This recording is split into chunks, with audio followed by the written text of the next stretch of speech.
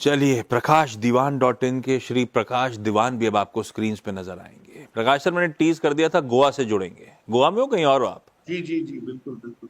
सही टीज किया है मैंने। भाई, पहले तो ये बाजार में हो क्या रहा है सब जानना चाहते थे। इस रात की सुबह कब होगी, सूर्योदय अभी तो खैर हम लोग इंतजार कर रहे हैं सूर्यास्त कब होगा, लेकिन ये जो गहरी अंधेरी रात है इसका सूर्योदय कब होगा? क्या रीड कर रहे हो प्रकाश सर? क्या कर रहे हो आप लोग? मार्केट में कुछ डिप्लॉयमेंट कर रहे हो? जो पोर्टफोलियो पेन में है उसको निकाल रहे हो? इस समय हो क्या रहा है? नहीं, नमस्कार आशीष। देखिए, एक चीज दोहराना चाहूंगा।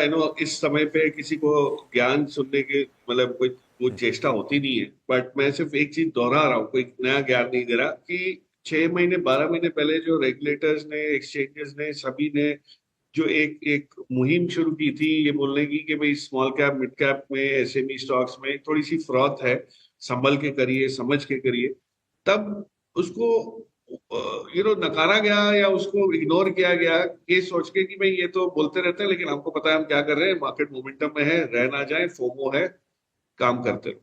अब उसको चलते चलते देखिए आप कहाँ हम पहुंच गए। इस राह पे चलते से जो पी एक्सपेंशन हो चुके हैं, कई चीजें ऐसी थी जो मैंने मेरे 25 साल के करियर में नहीं देखी, जो 125 160 पी पे चल रही थी। और ये बोला जाता था कि इनका बिजनेस बहुत अच्छा है, ऑर्डर बुक बहुत स्ट्रांग है, इसलिए ये भी जस्टिफाइड है। अब हुआ ये है कि रियलिटी जब आई बिजनेस में, कोई आज काफी बिजनेसेस में आज कहीं नहीं है। अगर आप क्वार्टरली अर्निंग्स भी देखें तो मेरे ख्याल से Q3 ठीक ठाक ही आया है, जो उम्मीद थी उससे थोड़े बेहतर ही है नंबर्स। बट जो पीई एक्सपेंशन था वो सीधा पीई कॉन्ट्रैक्शन पे शुरू हो गया। अब जब घटता है तो भाव में मार बहुत अच्छा खासा पड़ता है।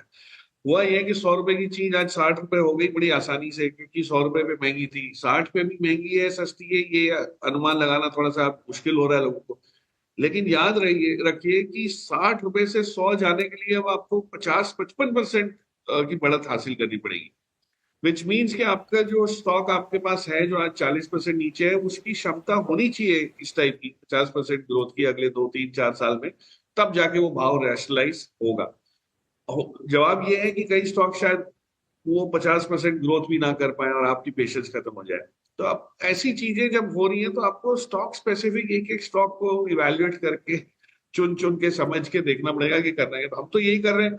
और जो कैश पहले बुक आउट किया था, जो प्रॉफिट बुक किए थे, लग रहा था कि जल्दी बुक कर दिए, लेकिन वो आज वो कैश को डिप्लॉय करने का आपको बहुत सुनहरा मौका मिल रहा है। वैल्यूएशन ठीक ठाक है, मैं ये नहीं कह रहा वैल्यूएशन सस्ते हैं, बट ठीक ठाक है और बिजनेसेस अच्छे हैं। सो बिजनेस में ब्यूटी है इस मार्केट की ये कि कोई भी फंडामेंटल रीजन की वजह से नहीं गिरा। हमारा बजट इतना अच्छा है, आरबीआई पॉलिसी इतनी अकोमोडेटिव हुई, डेटा इन्फ्लेशन का प्रोग्रेसिवली इंप्रूव हो रहा है। तो मुझे तो समझ नहीं आ रहा कि फंडामेंटल्स तो कहीं खराब हुए ही नहीं है, हमारे सिर्फ मार्केट वैल्यूएशन थोड़ा रियलिस्टिक बन रहा है आशीष।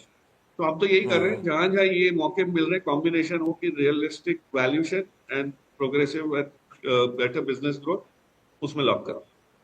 हाँ, आप लकी हो, ऊपर आपने मुनाफा बांध भी लिया था तो कैश भी था। बढ़िया है, ये अच्छे मौके, सुनहरे मौके कैश डिप्लॉयमेंट के, जिनके पास कैश है।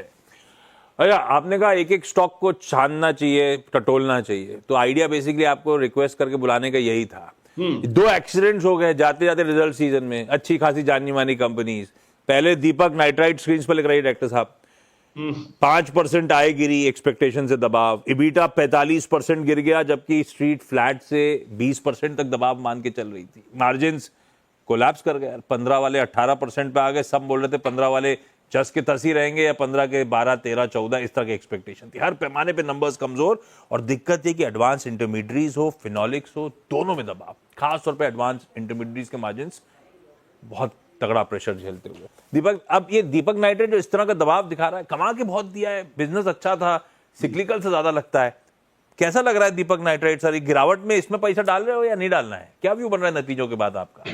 देखिए, नहीं नहीं, ये तो आपने बहुत अच्छा एग्जाम्पल लिया है कि नतीजे, अच्छी कंपनी के खराब नतीजे और हाँ, इस टाइप का बिहेवियर तो समझ आती है, बट इसमें दुविधा ये होती है कि ये नतीजों में, ये प्राइस में सब कुछ नतीजे की नेगेटिविटी आ गई या अभी बाकी है। तो मैं हाँ, आपको एक ही चीज बताऊंगा, फिनोलिक्स में जो एक्सपेंशन किया है दीपक नाइट्राइट ने कुछ पिछले 2 3 साल में, काफी पैसे लगाए, केपेक्स लगाए, हाँ, उसको सुधरने के लिए उनको मार्जिन इंप्रूवमेंट दिखना पड़ेगा, तभी वो रिटर्न रेशियो सुधरेंगे। इतनी बड़ी कैपिटल का जो रिटर्न है वो तब आना शुरू होगा।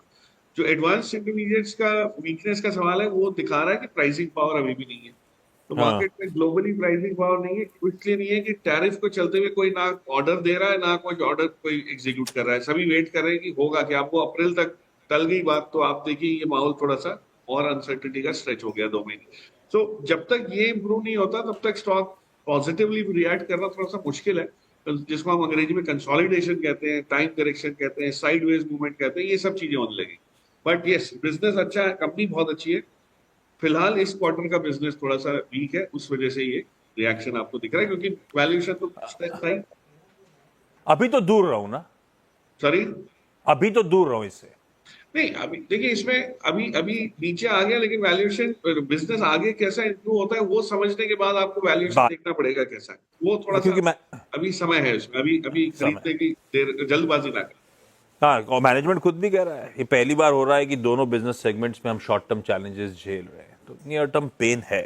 या मणप्पुरम फाइनेंस दूसरा एक्सीडेंट, मेरे ख्याल से 10% के आसपास का दबाव। कल ही मुथूट के नंबर्स पे 6-7% उछाल के साथ हम कामकाज होता देख रहे थे, इसी का peer, larger peer. Numbers disappointing, सारे इंटरनल्स कमजोर, एनआईएम्स हो, प्रोविजंस हो, गोल्ड टनेज हो, एमएफआई का एयूएम हो, सब साल दर साल क्यू ऑन क्यू गिरे। नंबर्स तो इंटरनल्स के साथ वीक ही हैं, और हमने मणप्पुरम के साथ नंबर्स देख लिए कंपेयर करके मुथूट के साथ। कैसा लग रहा है मणप्पुरम इस एक्सीडेंट के बाद? मतलब वो एक्सीडेंट लायक ही लग रहा था, और अभी भी लग रहा है कि एक्सीडेंट के लिए गैराज में जाके थोड़ा समय बिताना पड़ेगा। ये आप घर पे इसकी मलहम पट्टी करके इसको इम्प्रूव नहीं कर सकते। उसका रीजन है आशीष की, जो इंटरनल्स काफी टाइम से थोड़े से ऐसे वीकनेस की तरफ झुकाव था, उनके पास एमएफआई का जो पोर्टफोलियो वहां तो पहले ही मार पड़ रही थी, अब वो एक बड़ा ड्रैग हो गया। दूसरा, पेरेंट बिजनेस कोर बिजनेस है वो इम्प्रूव नहीं हुआ, जबकि गोल्ड प्राइसेस जिस हिसाब से है उसमें आपके पास बहुत जगह है इसको इम्प्रूव करने की, लेकिन ग्रोथ कहाँ आ रही है? बैंक्स के पास आ रही है, जो पहले बैंक्स नहीं करते थे, जैसे मुथूट, मणप्पुरम और कुछ और कंपनीज थी जो गोल्ड लेंडिंग करते थे, अब बैंकों ने ये काम शुरू कर दिया, बहुत अच्छी तरह कर रहे हैं। तो आप कोई भी बैंक लीजिए, छोटी साउथ इंडियन बैंक ले लीजिए, एसबीआई ले लीजिए, सबके गोल्ड लोन पोर्टफोलियो इतने बढ़िया हो गए। सो कंपटीशन बहुत है, आपको वो स्प्रेड्स नहीं मिल सकते, नया बिजनेस लाने के लिए भी काफी दिक्कत आएगी। तो मुझे लगता है कि ये दौर थोड़ा सा और कायम रह सकता है। एक वो फ्राइडे था प्रकाश सर, तो एक कंपैरेटिव चार्ट रख दिया स्क्रीन पे। डॉक्टर साहब दिखाइएगा यूएसएल वर्सेस यूबीएल, और प्रकाश सर से रिक्वेस्ट करी थी बताइएगा दोनों में से अगर कोई चुनना हो तो कौन सा। डॉक्टर साहब ग्राफिक खींच के लगा रही है स्क्रीन पे दोनों के बीच के कंपैरिजंस ड्रॉप। पहले ही उन्होंने अल्कोहल कंटेंट का डाल दिया 42.5 और 4.8, ये मेरे ख्याल से किंगफिशर और मैकडॉवेल नंबर 1 के अल्कोहल कंटेंट आ गया स्क्रीन पे। पर ये दोनों के पीछे कंपैरेटिव एनालिसिस है। एक 9% पे यूबीएल के मार्जिन, यूएसएल के 18% के आसपास। पेज फ्लिप होगा, ग्रोथ रेट्स यूबीएल के बेहतर रहे हैं, लेकिन प्राइस अर्निंग मल्टीपल्स जो कमांड कर रहा है यूबीएल यूएसएल से कहीं ज्यादा। प्रकाश सर, दोनों में से कोई एक विकल्प चुनना हो इस इंडस्ट्री में, आपकी पसंद क्या है? नहीं तो ये मैंने पहली बार एनालिसिस देखा है जिसमें अल्कोहल कंटेंट का भी समावेश हुआ है, तो उसके लिए बधाई इतनी डेप्थ में जाने के लिए। बट जो कंटेंट बिजनेस कंटेंट है उसके ऊपर अगर मैं फोकस करूं तो मुझे लगता है इन दोनों का एक साइकिल बहुत अलग चलता है। जो हाँ। 2 क्वार्टर बियर सेल्स के लिए अच्छे होते हैं, वहां शायद विस्की सेल्स इतनी ज्यादा समर्स में नहीं वो होती, और रिवर्स इज फॉर विंटर्स। लेकिन जो यूबीएल की कमेंट्री आ रही है वो बहुत ही एक्साइटिंग, जबकि नंबर्स इतने स्ट्रांग नहीं थे। बट जो गुप्ता साहब ने अपने सिस्टर चैनल पे, अंग्रेजी चैनल पे एक बयान दिया और जो बताया कि हेनिकन का ग्रोथ कैसा हो रहा है, उससे लग रहा है कि कहीं ना कहीं इसका मल्टीपल हाई ही रहेगा। लेकिन मैं वैल्यू इन्वेस्टर हूँ, मुझे इस मल्टीपल में थोड़ा सा इस टाइप के मल्टीपल से परहेज है, क्योंकि हाँ। गलतियां वहां ज्यादा होती है। USL on the other hand एक मैनेजमेंट चेंज की वजह से थोड़ा सा वो लग रहा है कि आगे चल के अब क्या होगा, but I think is far better placed, premiumization वाले जोन में है, और जो सेल्स ग्रोथ आगे चल के दिख रही आ सकती है डियाजियो के आने के बाद, और जो ग्लोबलाइज हो सकता है। और अगर यूके के साथ कोई अग्रीमेंट हो गया तो यहाँ से माल आपको यूके भी बिकने लगेगा, यूके से माल यहाँ आने लगेगा, तो ये जो Yes. चीजें हैं ये बहुत पॉजिटिव हो सकती है। So I would still prefer USL as compare to UK. हाँ बिल्कुल ठीक। और एफटीए वो फ्री ट्रेड एग्रीमेंट अगर हो जाता है तो सोने पे सुहागा। Prakash sir, thank you so much जुड़ने के लिए, मदद करने के लिए, और बढ़िया तरीके से सारे इंपॉर्टेंट स्टॉक्स माय प्लेजर। बातचीत करके समझाने के लिए करना क्या चाहिए। ब्रेक ले रहा हूँ, ब्रेक के उस पर जब लौट के आऊंगा तो क्विक मार्केट